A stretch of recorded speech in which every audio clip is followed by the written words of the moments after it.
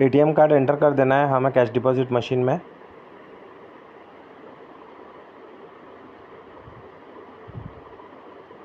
अब यहाँ पे कैश डिपॉजिट को हमें क्लिक कर देना है और आपका जो डेबिट कार्ड का पिन है उसे हमें एंटर कर देना है।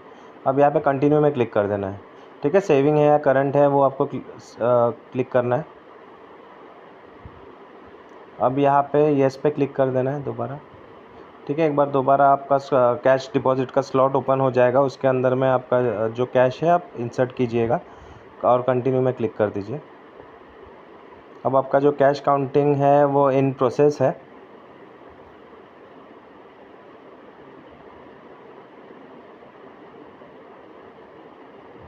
ठीक है, अब इसमें से जो भी सॉइल नोट्स है या फिर कोई बेंड नोट्स है तो वो दोबारा आपको जो है रिटर्न करते हैं वो स्लॉट ओपन होके, तो आप एक बार चेक कर लेना उसे।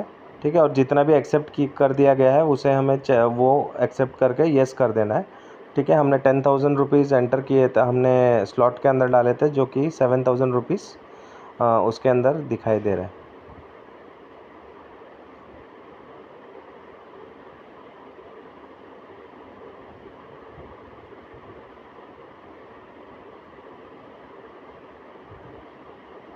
ठीक है, यहाँ पे आप देख सकते हैं कि अब जो है हमारा जो 7,000 रुपीज़ है वो डिपॉज़िट हो चुका है।